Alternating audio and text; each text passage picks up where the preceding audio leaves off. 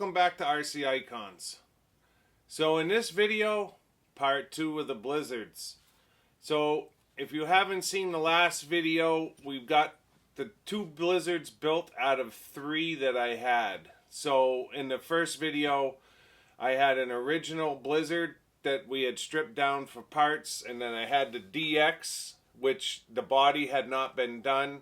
The chassis took a huge hit. The whole back of the chassis was smashed. The gearbox was compromised. There was a broken brace in it, and one of the axles was bent.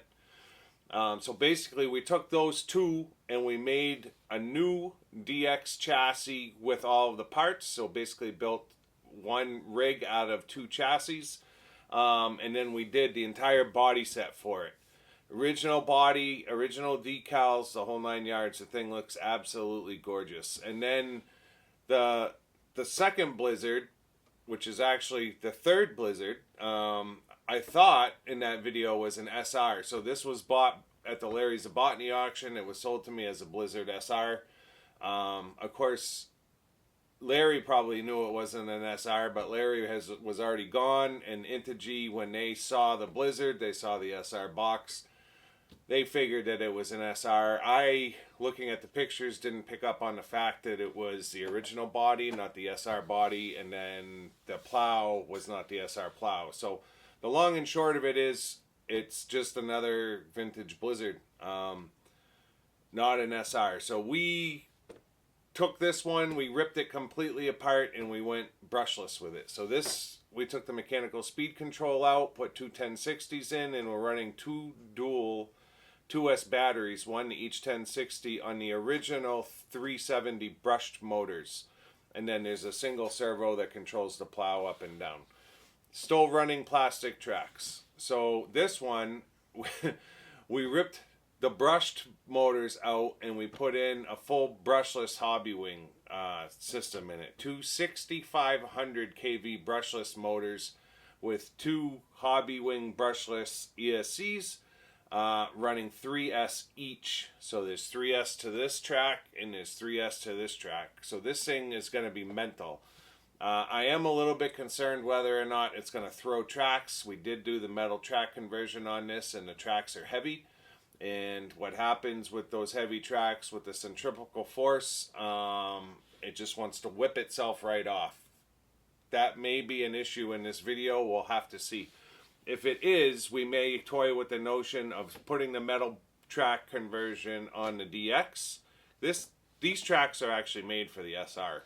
I should preference that. They're not even made for these models, but they're the track same length and width as the normal one, and they fit it great. They look great. They're just super heavy. So if we see that the centrifugal force is too much and it's throwing tracks constantly, we may have to do a second running video where we swap the metal tracks over to the DX and put this back on plastic tracks. This thing should pull wheelies. It could also rip the gearbox right out of it. We have no clue. But for me, this is also a fun side of the hobby. Little bit of Kevin Talbot in me. I apologize if you guys aren't like that. I'm not trying to rustle feathers. I like speed. I'm kind of an adrenaline freak. So for me, I really want one that I can just absolutely beat the piss out of and run it like crazy, jump it, wheelie it. And that's the whole point of this one. That's why this one doesn't have any lights on it or anything like that, because it's just going to break. This is going to be the one. This is a basher Blizzard, really. And this is the vintage Shelf Queen Blizzard. Nice and tame, absolutely ballistic. So I have no idea how this is going to go. I can tell you that the snow right now is hard. And that's not the best scenario for these. These are very temperamental as far as they like a certain kind of snow. Light, fluffy snow, where there's absolutely no give at all. You can just push piles of snow. The snow's blowing around. Great for them. A little bit mashed potato-y snow, where it's just a little bit wet, is absolutely great as well. Snow that's crusted over and hard, which is kind of the scenario that I have right now, is usually not the best. So we'll have to see how this goes. So I'm going to cut over to the running footage now, and I guess we'll find out in a second what it was like. And I'll bring you back for a closing at the end. All right, so we're out with the blizzards today. I promised you guys a running video, so we're finally going to do this.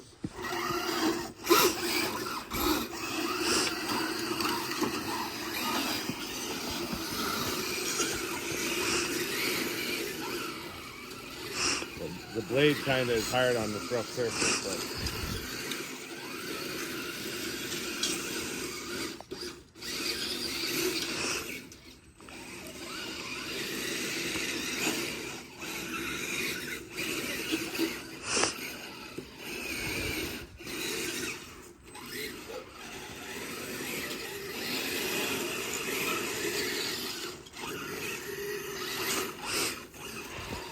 I just wish I didn't have the blade on it. The snow is very hard and crusty today, so there's no way it's going to push. So that's full speed on the DX. You can't even control this one.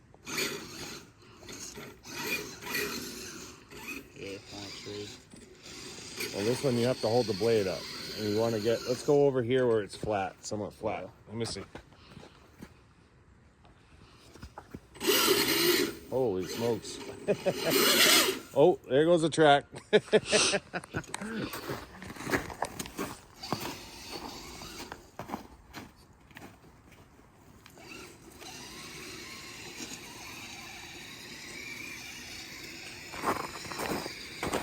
can film Caleb running that one.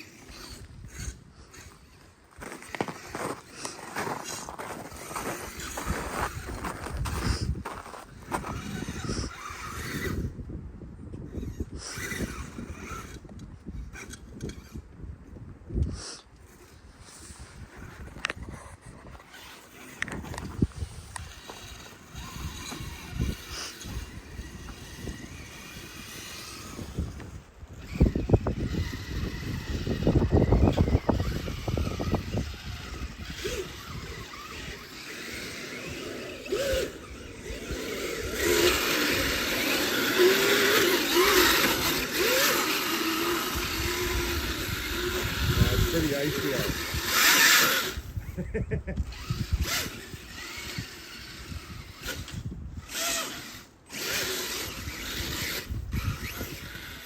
There goes the track again. He's got some power. Might be. It's all a learning curve.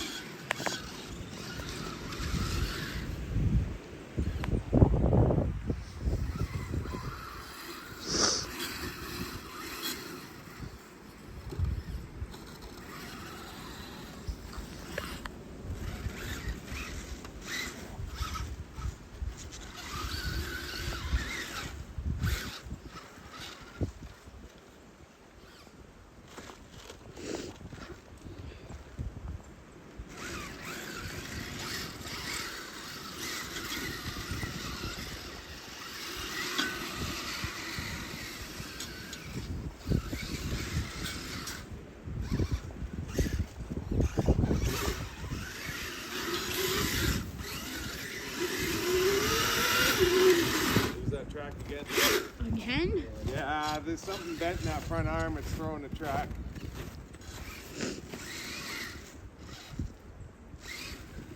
You can see that front arm is just waffled out just a little bit. And that's why that track keeps throwing.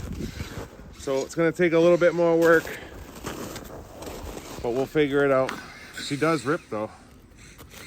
Film that one. That one needs soft snow so the plow will push.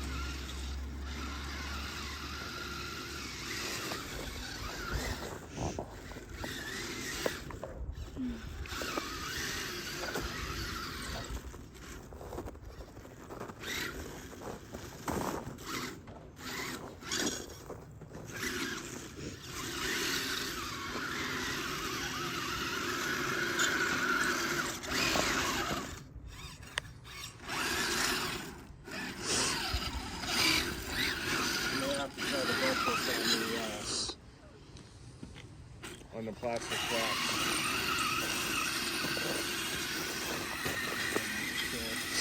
The DX does, yeah, I mean, it's just so icy. It's not ideal.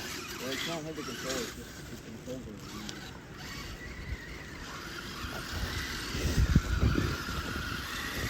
weird. DX looks nice driving around though. Those vintage colors. Wheels the wheel?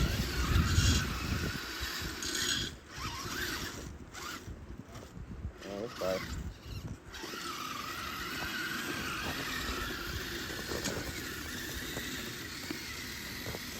$1982 technology right there. Boy, I wish I wasn't so icy though.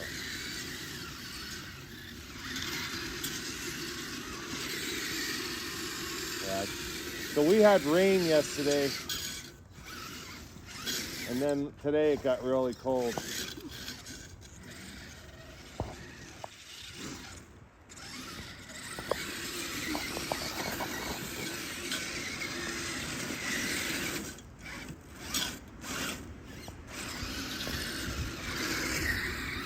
Yeah, you can see things just sliding around.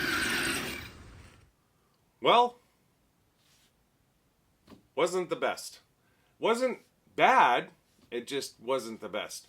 This one is having an issue with one side where it just keeps throwing the track. I thought the arm was bent, but it doesn't look bent now. It might have just been the way the track was sitting on it.